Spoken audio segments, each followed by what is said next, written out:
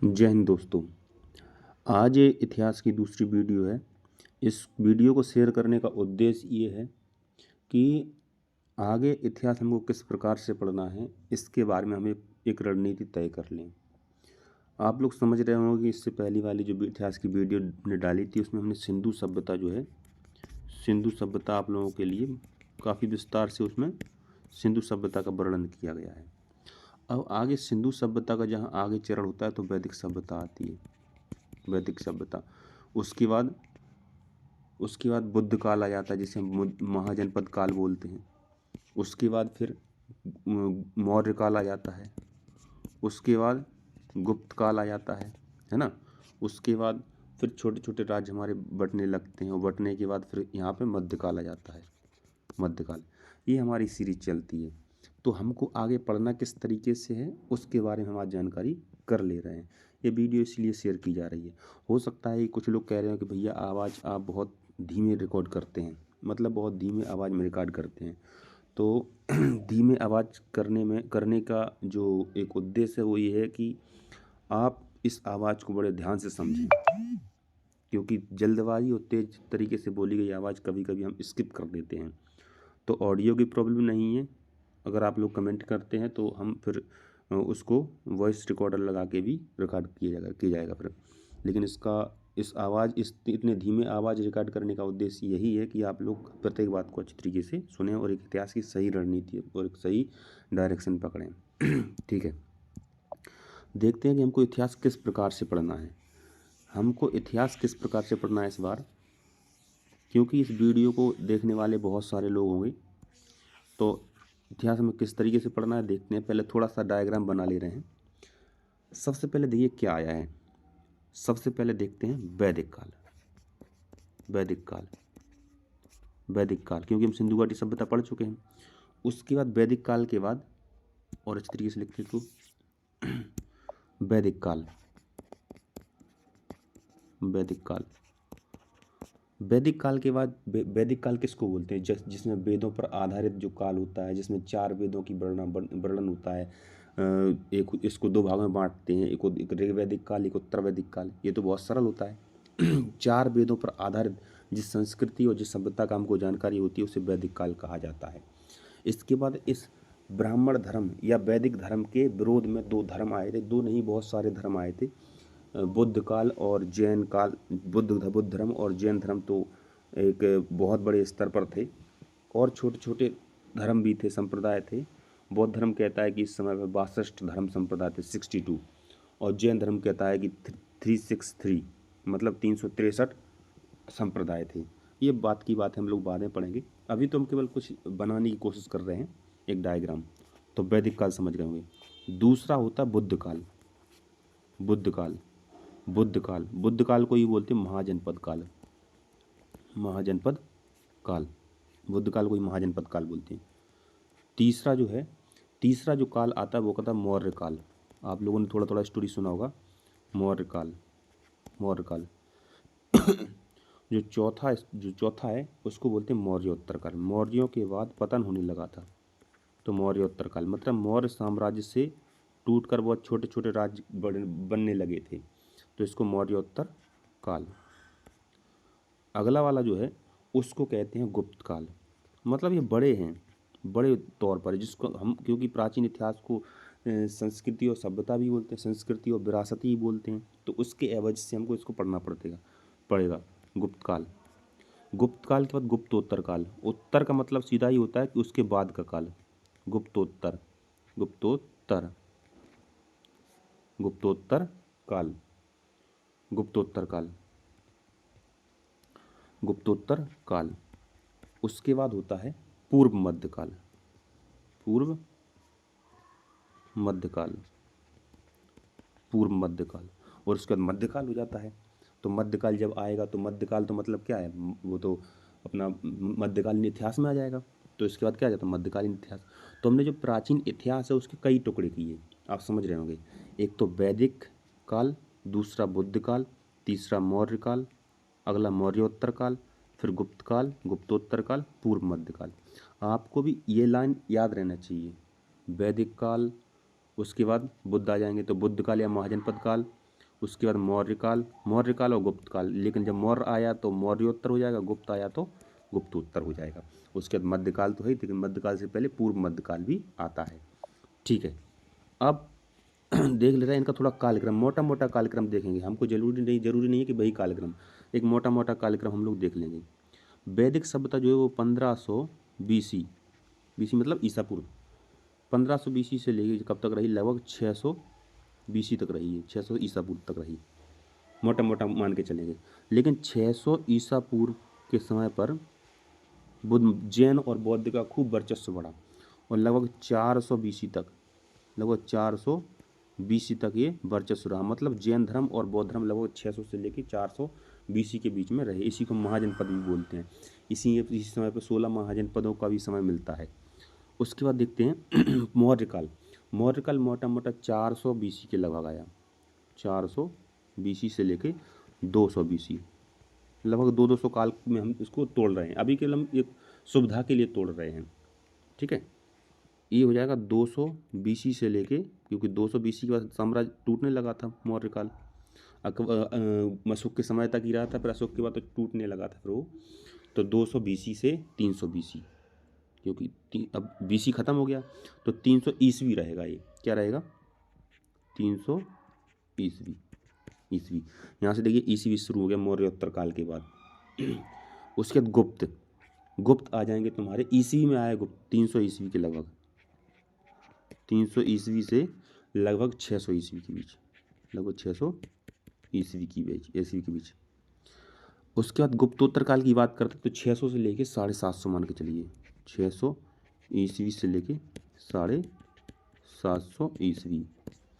अब सुनना ध्यान से, 750 ईस्वी से लेके 750 ईस्वी से लेके कब तक, लगभग 1200 ईस्वी तक, मतलब है ना तराइन के द्वितीय युद्ध तक, वहाँ तक हमारा पूर्व मध्यकाल चलता है।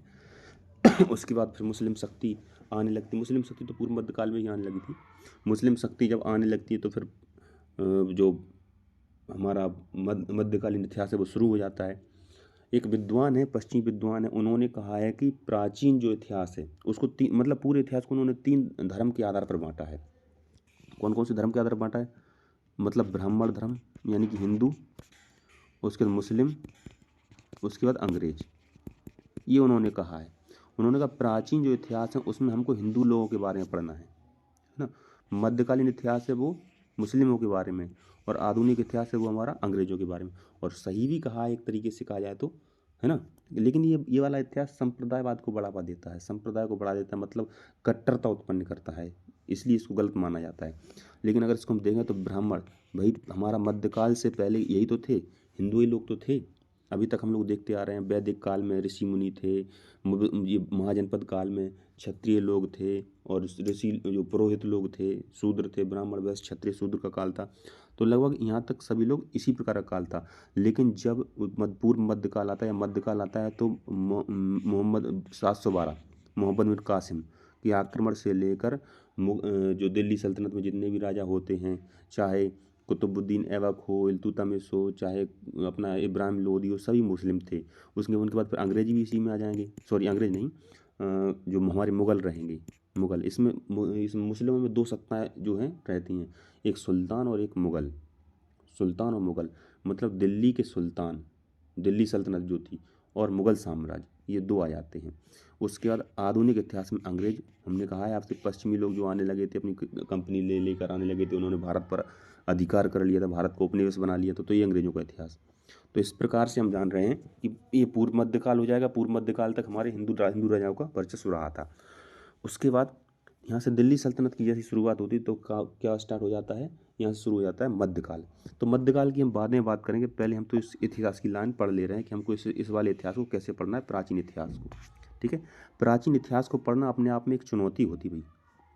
प्राचीन इतिहास खूब विदा हुआ है ना। तो ये आपने समझ लिया, वैदिक काल, वैदिक काल, महाजनपद काल, मौर्य काल, मौर्योत्तर काल, गुप्तोत्तर और पूर्व मध्यकाल, है ना, ये अपन ने समझ लिया है। उसके बाद इसको हमको पढ़ना किस तरीके से है, हम क्या करें कि ये आराम से हमको समझ में आ जाए, है ना। तो बड़ा ही आसान है, विद्वानों ने जो विद्वान लोग रहते हैं उन लोगों ने बड़ी ही अच्छी तरकीब बनाई है। ठीक है,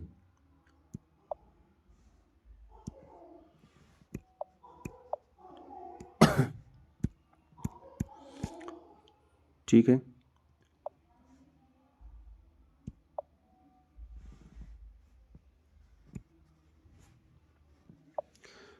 ठीक है भाई, आगे बढ़ते हैं। अब अगला वाला पेज लेते हैं। अगले वाले पेज पर हम लोग देख ले रहे हैं। अब हमको करना क्या है, इसमें थोड़ा देख ले रहे हैं। अब हमको करना क्या है, देखिए सभी जितने ही प्रकार के साम्राज्य स्थापित होंगे, इन सभी साम्राज्य में कई ऐसी चीज़ें होंगी जो समांतर रूप से चल रही होंगी, जो सभी रूप में समांतर रूप से चल रही होंगी। अब आप कहेंगे भैया ऐसी कौन सी चीज़ें हैं जो समांतर रूप से चल रही हैं? तो अगर आप लोगों से हम कहें, अगर आप लोगों से कहें कि क्या क्या इसका राजनीतिक इतिहास होगा? राजनीतिक इतिहास होगा, बिल्कुल होगा। वैदिक काल में भी राजनेता होंगे, मतलब राजा होंगे। बुद्ध काल में या महाजनपद काल में भी, मौर्य काल में भी, मौर्योत्तर काल में भी, गुप्तोत्तर काल में भी, गुप्त में गुप्तोत्तर में, और पूर्व मध्य काल में भी होगा ऐसे ही, है ना। अगर हम आपसे कहें क्या इनकी एक सामाजिक स्थिति होगी, एक आर्थिक स्थिति होगी, तो आप कहेंगे जी, सबकी एक सामाजिक स्थिति होगी, सभी का एक समाज होगा, है ना। इनकी आर्थिक स्थिति भी होगी, आर्थिक स्थिति भी होगी, है ना। सामाजिक स्थिति होगी, आर्थिक स्थिति होगी, सांस्कृतिक स्थिति होगी, किस तरीके के रीति रिवाज मानते होंगे ये होगा, बिल्कुल सांस्कृतिक रीति रिवाज भी मानते होंगे। तो राजनीतिक, आर्थिक, सामाजिक, सांस्कृतिक, अगर हमने राजनीतिक इतिहास उठाया तो इसका मतलब क्या है? राजनीतिक इतिहास उठाने का मतलब क्या है कि वैदिक काल से लेके पूर्व मध्य काल तक के सभी राजाओं को एक बार में पढ़ लेंगे। मतलब वैदिक काल में जिस प्रकार की राजनीतिक संरचना थी, बुद्ध काल का राजनीतिक इतिहास कैसा था, मतलब ढांचा जिसको हम बोलते हैं। मौर्य काल में कौन कौन राजा थे, मौर्योत्तर काल में कौन कौन राजा थे, गुप्तोत्तर काल, गुप्त में कौन से राजा थे, गुप्तोत्तर में कौन से राजा थे, पूर्व मध्य काल में कौन से राजा थे। अगर हम इन राजाओं को एक ही लाइन में पढ़ लेंगे तो हम बहुत अच्छा काम कर सकते हैं कि एक बार हम राजाओं को उठाएंगे और सभी राजाओं को एक बार में पढ़ के रख देंगे, ठीक है। और दूसरा तरीका आप आगे क्या करेंगे, आगे हम कहें कि सामाजिक स्थिति आपको पढ़ाने वाले हैं, तो आप क्या करोगे? वैदिक काल की सामाजिक दशा कैसी थी? वैदिक काल की सामाजिक दशा कैसी थी? 4 वर्ण थे, ब्राह्मण, वैश्य, क्षत्रिय, शूद्र। इनका कार्यक्रम बता देंगे, क्या क्या काम करते थे। पूर्व मध्य काल में क्या, या महाजनपद काल में क्या करेंगे? महाजनपद काल में किस प्रकार से राजनीतिक संरचना के बाद सामाजिक व्यवस्था, किस प्रकार से लोग रहते थे, किस प्रकार से लोग रहते थे, आपस में किस प्रकार का संबंध था, इसको सामाजिक व्यवस्था बोलते हैं। किस प्रकार से समाज का नियंत्रण होता था, इसको सामाजिक व्यवस्था बोलते हैं। इसी प्रकार मौर्य काल में क्या सामाजिक व्यवस्था थी, मौर्योत्तर काल में क्या सामाजिक व्यवस्था थी, गुप्त काल में क्या सामाजिक व्यवस्था थी, गुप्तोत्तर काल में क्या थी, और पूर्व मध्य काल में क्या सामाजिक व्यवस्था थी। अगर हमने आर्थिक उठाया कि आर्थिक संरचना को देखते हैं कि सभी की आर्थिक संरचना कैसी होती है, तो वैदिक काल की आर्थिक संरचना, बुद्ध काल की, मौर्योत्तर काल की, गुप्त काल की, गुप्तोत्तर की, पूर्व मध्य काल की, सब की आर्थिक संरचना देख लें, किस प्रकार से इनका पैसा आता था, किस प्रकार से खर्च करते थे, है ना। कहाँ से इसका किसानों पर क्या प्रभाव पड़ता था, मजदूरों पर क्या प्रभाव पड़ता था। उसी तरीके से अगर हम आपसे कहें कि सांस्कृतिक संरचना बताइए इसकी, सांस्कृतिक मतलब क्या होगा? इनका पहनावा कैसा था, रीति रिवाज कैसे थे, क्या बोलते थे, कैसे क्या रहते थे, धर्म क्या था। तो ये सब चीज़ें किसमें, यदि सांस्कृतिक, तो इसका सांस्कृतिक, सभी का सांस्कृतिक पहलू हम बता रहे होंगे। तो उम्मीद है आप लोगों को समझ में आ रही होगी सब चीज़। और कार्यक्रम तो सभी का वही रहेगा, कार्यक्रम तो वही रहने वाला भाई, यही कार्यक्रम सबका रहेगा। तो कितना अच्छा हो जाएगा। अब आप कहोगे भैया अभी तक तो आप राजा राजा पढ़ाते थे। तो हाँ, राजा राजा पढ़ाते थे, लेकिन ये भी बात है केवल इतिहास राजाओं का इतिहास नहीं होता। इतिहास का मतलब हम पहले ही बता चुके हैं, इतिहास का मतलब होता है हमारे अतीत का अध्ययन। तो हमारे अतीत में केवल राजा अकेले नहीं हैं, हमारे अतीत में जन सामान्य लोग भी हैं, महिलाएं भी हैं, बच्चे भी हैं। सभी लोगों का अपना एक इतिहास होता है। इतिहास को पढ़ने का मतलब केवल राजाओं को पढ़ना नहीं होता है, उस समय की सभी परिस्थितियों को जान लेना ही इतिहास कहलाता है। अगर हम अपने पूर्वजों के समय पर देखते हैं तो क्या देखते हैं कि हमारे पूर्वज किस प्रकार से रहते थे, किस प्रकार से खाते पीते थे, किस प्रकार से उड़ते थे, किस प्रकार से उनका प्रधान कौन होता था, किस प्रकार से कौन राजा होता था। तो ये सब जानने की कोशिश करते हैं ना, तो यही तो इतिहास होता है। हमको इतिहास को इसी प्रकार से रुचिकर बना सकते हैं। बोरिंग नहीं है, बहुत ही इंटरेस्टिंग हो जाएगा। एक बात सोचिए कि आपको राजनीतिक संरचना पता होगी कि वह राजनीतिक इस तरीके से राजनेता चलते थे, इस तरीके से राजा रहते थे, है ना। और उसके बाद आर्थिक स्थिति आपको पता होगी, किस प्रकार से उद्योग धंधे बढ़ रहे थे, नगरीकरण को बढ़ावा मिल रहा था, है ना। ये आर्थिक हो जाएगा, किस तरीके से पैसा आ रहा था। और आपको सामाजिक दशा ही पता है कि भाई किस प्रकार से राजा और प्रजा का संबंध रहता था, समाज में किस प्रकार से संतुलन बना रहता था, ये सामाजिक अवस्था है। महिलाओं की स्थिति क्या थी, शूद्रों की स्थिति क्या थी, सामाजिक व्यवस्था तो है। किस प्रकार से जातिवाद बढ़ रहा था, कैसे कैसे जातिवाद बढ़ा है। हमारे प्राचीन वेदों में तो जातिवाद नहीं है, तो ये सामाजिक व्यवस्था में देख लेंगे। सांस्कृतिक व्यवस्था की बात करें तो सबसे मेन चीज़ कि भाई किस प्रकार से इनकी कला थी, कैसे कैसे मंदिर बनाते थे, मूर्ति किस प्रकार से बनाते होंगे, डांस वगैरह कैसे करते होंगे। विज्ञान और प्रौद्योगिकी का विकास कैसे किया इन लोगों ने, धर्म और दर्शन का विकास कैसे किया। तो ये बहुत सारी चीज़ें आपको समझ में आएंगी, सबको ये चीज़ समझ में आ रही होगी। ठीक है, एक हम देख ले रहे हैं कि राजनीतिक, सामाजिक, आर्थिक और सांस्कृतिक में हमको पढ़ना क्या पड़ेगा। ठीक, तो एक अगला पेज ले ले रहे हैं, आपको समझ में आ जाएगा। अगर हम आपसे कहें कि हम राजनीतिक बता रहे हैं, या इसको हम कर ले रहे हैं, पीला वाला पेन कर ले रहे हैं, इसको ले रेड। अगर हम कहें राजनीतिक, अगर इनकी राजनीतिक दशा हमको बताना है, राजनीतिक दशा अगर हमको बताना है, तो हम क्या क्या पढ़ेंगे राजनीतिक इतिहास में। राजनीतिक इतिहास में हम क्या क्या पढ़ेंगे देख लीजिएगा। राजनीति में सबसे पहले पढ़ेंगे राज्य। राज्य, एक के बाद कौन कौन से राज्य आए। साम्राज्य, साम्राज्य क्या होता है, साम्राज्य होता है बहुत बड़ा साम्राज्य, पूरे भारत पर जो जो अधिकार कर लेता है उसको साम्राज्य कहा जाता है। राजवंश, कौन कौन से वंशों ने शासन किया है ना। और शासक एवं शासक, कौन से शासक आए, कौन मतलब जो शासक मतलब राजा, ये हो गया। और दूसरा इसमें पढ़ेंगे प्रशासनिक संरचना। प्रशासनिक संरचना, संरचना मतलब किस प्रकार से राजा शासन करता था, ये प्रशासनिक संरचना। अगर इसी में दूसरा देखें, दूसरा वाला आपको लिखवाया हमने आर्थिक। आर्थिक कारक में हम क्या क्या पढ़ेंगे। देखिए, हमको इतिहास पढ़ना है और सीखना भी। अब आपके पास समय तो पर्याप्त है ही, क्योंकि जब तक आप इंटर कर चुके होंगे उसके बाद तो आप इतिहास के दामाद हो जाएंगे, है ना। तो आर्थिक में हम क्या क्या पढ़ेंगे। आर्थिक, अर्थ मतलब पैसा, जिससे पैसा आता, अर्थ मतलब पैसा नॉर्मल। शिल्प एवं उद्योग, शिल्प, शिल्प एवं उद्योग। शिल्प क्या होता है, मतलब जो हाथ से जो भी हम शिल्प बनाते हैं, जो भी सामान बनाते हैं उसे शिल्प कहते हैं। शिल्प एवं उद्योग, उद्योग से पैसा आएगा। मान लीजिए कोई सूप बना पाता है तो सूप बेच देगा तो उससे ही पैसा आ जाएगा, है ना। तो ये शिल्प एवं उद्योग किस प्रकार से विकास हो रहा होगा। व्यापार, व्यापार कैसे कैसे होता होगा, व्यापार भी करते थे ये लोग, है ना। पैसे का लेन देन और नगरीकरण, नगरीकरण भाई पैसा आएगा, नगरीकरण मकान बनाएंगे तभी तो मकान बनवाएगा, तो नगरीकरण भी किस में आ जाएगा, अर्थ में आ जाएगा, क्योंकि पैसा के कारण तो नगर बनता है। अगला हो जाएगा तीसरा वाला, कौन सा है, तीसरा वाला हमने आपको लिखवाया सामाजिक व्यवस्था। सामाजिक व्यवस्था या सामाजिक स्थिति कैसी थी इनकी। तो सामाजिक स्थिति में आप क्या देखोगे, सामाजिक स्थिति में आप देखोगे कि वर्ण एवं जाति, मतलब वर्ण और जाति व्यवस्था कैसे फैल रही है। वर्ण व्यवस्था और जाति व्यवस्था, क्योंकि प्राचीन काल की एक सबसे बड़ी बुराई है जाति व्यवस्था। दूसरा है महिलाओं की स्थिति, महिलाओं की स्थिति क्या है, शूद्रों की स्थिति क्या है, शूद्रों की स्थिति क्या है, अछूतों की स्थिति क्या है। ये प्राचीन काल की बहुत बड़ी समस्या है, अछूतों की स्थिति। अभी आप सभी समझेंगे, अभी कल सुनते चलिए। वर्ण एवं जाति व्यवस्था, वर्ण किस में होता था, वर्ण ऋग्वेद में वर्ण की व्यवस्था की गई, 4 वर्ण थे, ब्राह्मण, वैश्य, क्षत्रिय, शूद्र, सभी का काम अलग अलग था। फिर इसने जाति व्यवस्था का रूप ले लिया, है ना। महिलाओं की स्थिति क्या थी, महिलाओं की स्थिति तो हमेशा से ही बहुत खराब रही है, दयनीय रही है वास्तव में। शूद्रों की स्थिति, शूद्र समाज के हाशिए पर रहते थे, समाज के सबसे निचले वाले वर्ग में थे, इनसे अछूतों जैसा व्यवहार किया जाता था, इनकी स्थिति बहुत खराब थी। अगला वाला चौथा वाला लिखवाया हमने सांस्कृतिक। सांस्कृतिक, सांस्कृतिक जो है, सांस्कृतिक पहलू अगर हम देखें तो सांस्कृतिक पहलू में किस चीज़ को देखोगे, सांस्कृतिक पहलू में देखेंगे धर्म व दर्शन, धर्म कौन कौन से थे, है ना, और इन धर्म, क्योंकि प्रत्येक धर्म का एक दर्शन होता है, प्रत्येक धर्म का एक दर्शन होता है। धर्म और दर्शन, दर्शन क्या होता है, मतलब जो आंतरिक चीज़ होती है धर्म की।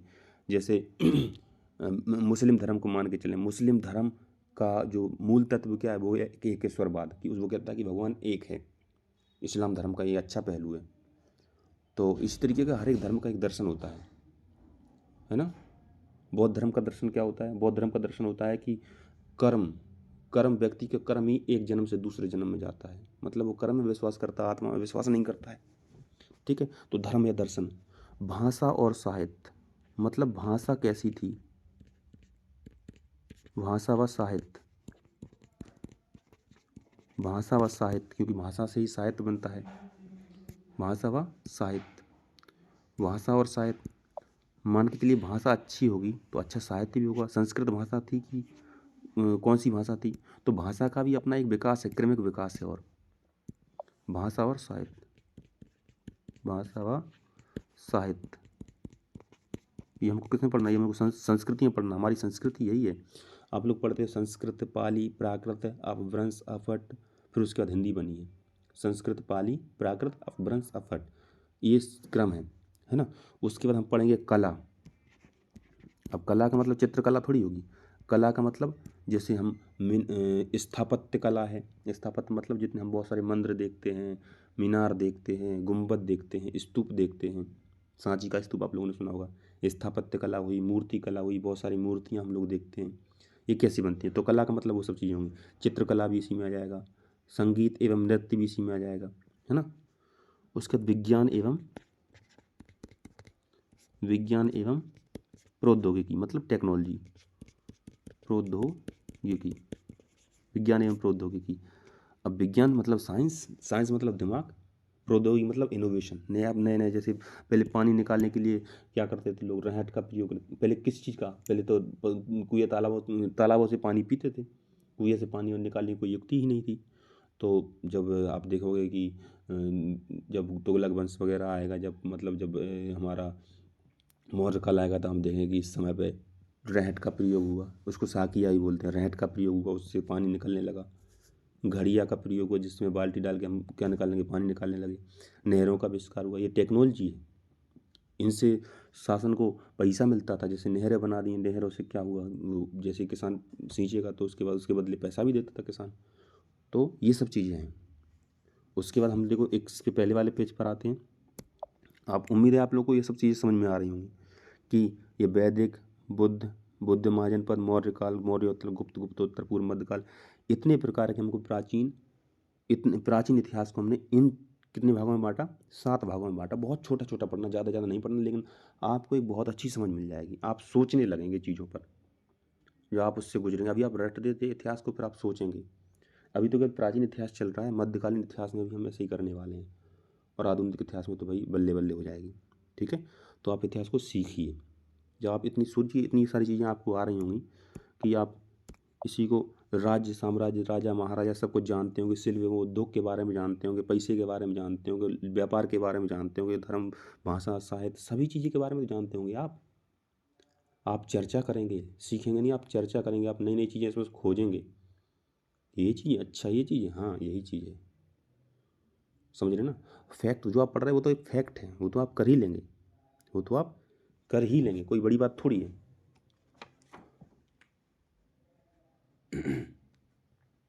कोई बड़ी बात नहीं, वो तो आप कर ही लेंगे भाई, औरों से आगे भी तो बढ़ना है। चलिए एक पेज और ले रहे हैं, थोड़ा सा छोटा सा, ताकि आप बिल्कुल अच्छी तरीके से समझ पाएँ कि क्या स्थिति थी इस समय पे। देखिए हुआ क्या था, हम एक त्रिभुज या ग्राफ बना दे रहे हैं एक इस तरीके का, ताकि आप लोग समझ पाएँ। अगर हम देखें स्ट्रेट लाइन कहाँ से आएगी, स्ट्रेट लाइन, चलिए ऐसे खींच दे रहे हैं इस तरीके से। एक ये रहा और इस पे ये रहा। थोड़ा कोऑपरेट कीजिएगा, वीडियो ज़्यादा लंबी नहीं होगी, लेकिन आप इतिहास समझ रहे हैं। ठीक, ये हमने लाइन कर दी। ठीक, अब हमने शुरू किया, चलना कहाँ से, पेन दूसरा ले रहे हैं। हमने शुरू किया कहाँ से, यहाँ से, वैदिक काल। ये हो गया हमारा ए बिंदु, ये हो गया बी बिंदु, और ये हो गया सी बिंदु, ये प्राचीन इतिहास है, यही खूबसूरती है। ये ए बिंदु हो गया, ये बी हो गया और ये सी हो गया। इसको हमने नाम दिया वैदिक काल। नाम क्या दिया, वो तो वैदिक काल तो है ही, वैदिक काल। और इसको नाम दिया मौर्य काल। अब कहें भैया भैया थोड़ा समझिए, मौर्य काल नहीं आएगा, आप गलत लिख रहे हैं, मौर्य काल।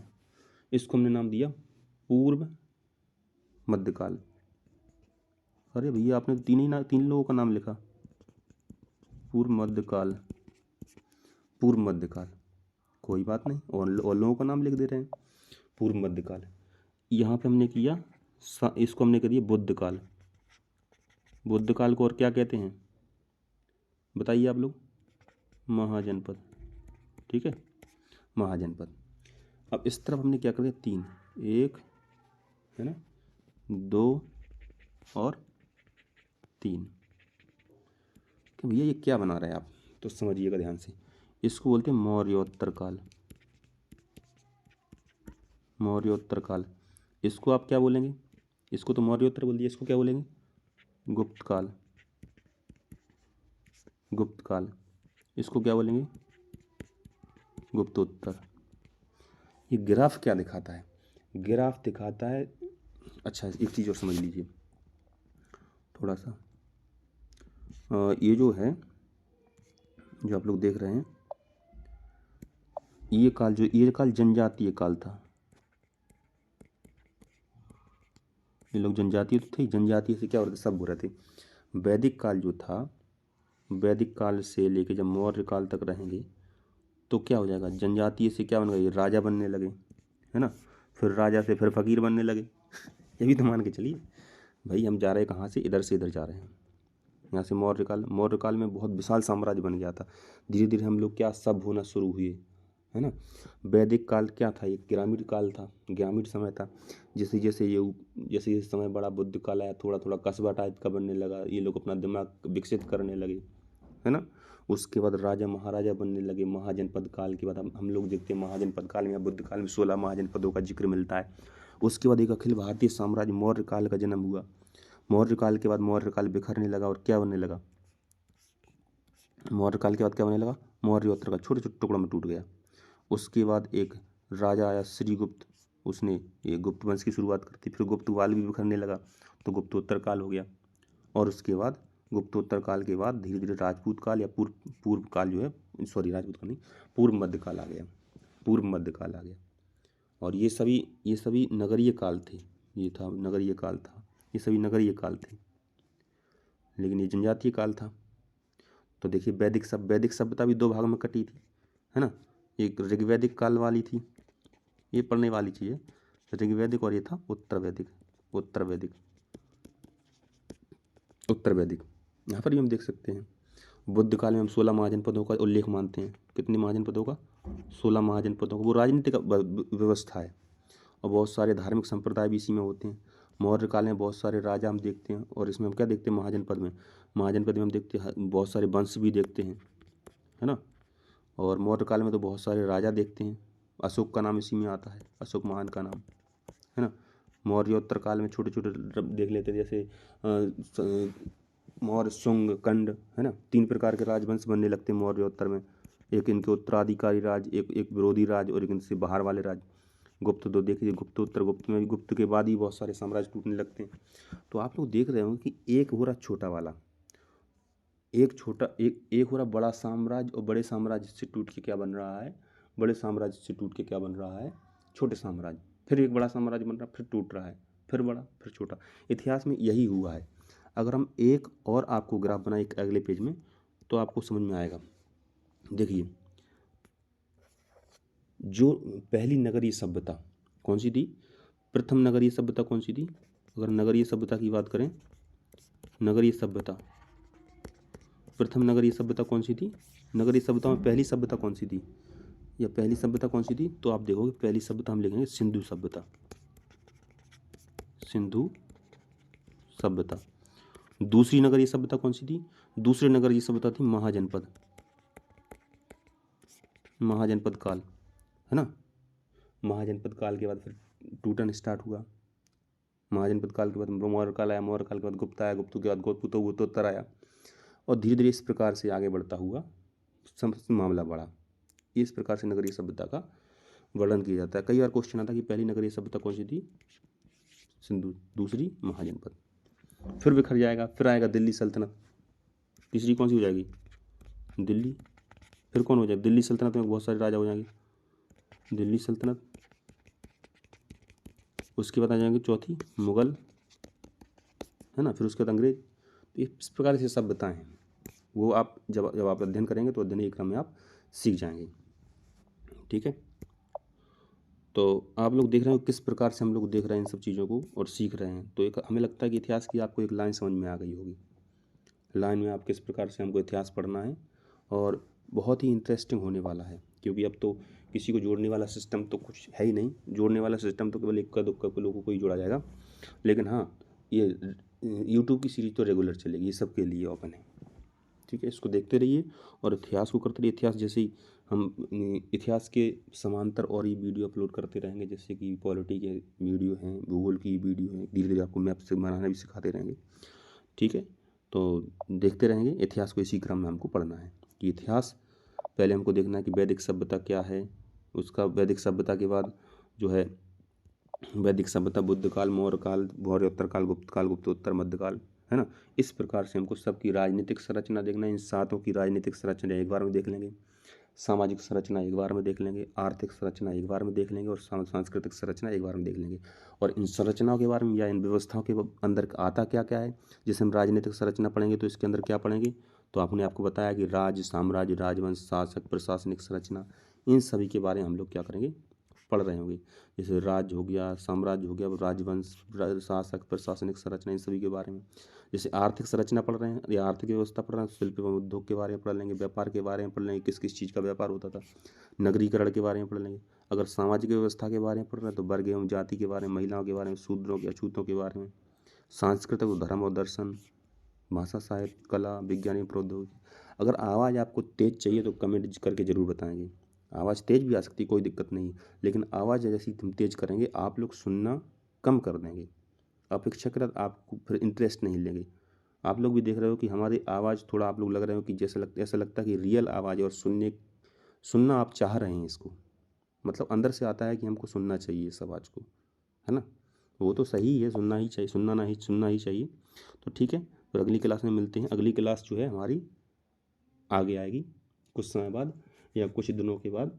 जैसे हमने सिंधु घाटी सभ्यता हमने ख़त्म कर ली थी, अब सिंधु घाटी सभ्यता के आगे पढ़ना है, क्योंकि ये कौन सी चीज़ चल रही है। क्योंकि सिंधु घाटी सभ्यता का हमने इसमें जिक्र नहीं किया है, क्योंकि सिंधु घाटी सभ्यता एक नगरीय सभ्यता वो पहले ही घटित हो जाती है, और हमने सिंधु घाटी सभ्यता को वैदिक सभ्यता से जोड़ दिया था पिछली वाली क्लास में, समझा था अच्छी तरीके से।